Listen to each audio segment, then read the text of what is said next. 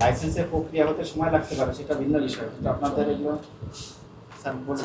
আমার ওগুলো তো রাখবেন, কিছুই নেই ওখানে। এখন আমাকে আরেকটা বিষয় বলে, ওই যে আপনাদের কি বলে ধানমন্ডি, মোহাম্মদপুর, আদাবর, হাজারীবাগ থানা, এই কয়েকখানা মিলে আপনাদের যে অ্যাসোসিয়েশন, আঞ্চলিক শাখা, তাই না, ব্রেড অ্যান্ড বিস্কিট কনফেকশনারি প্রস্তুতকারী সমিতি, এই সমিতির আপনার মালিক হলেন আন্তর্জাতিক কৃষক সম্পাদক। ভালো কথা। তা আপনার লাইসেন্সই নেই, লাইসেন্স নেই, অবৈধভাবে ব্যবসা পরিচালনা করছেন, আবার এই পদটাও তো অবৈধভাবে দখল করে বসে আছেন।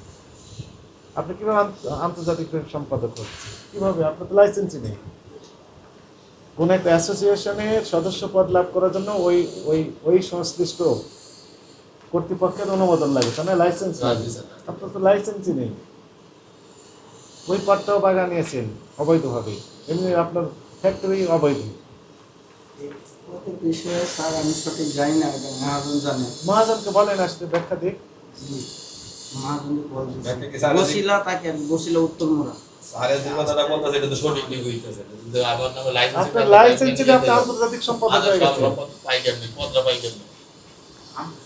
আন্তর্জাতিক ভাই কি করে? আন্তর্জাতিক সম্পর্ক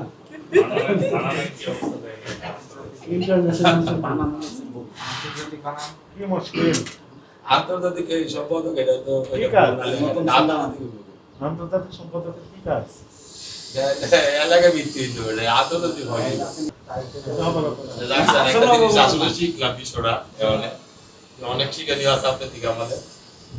না এটা একটা শিখলাম।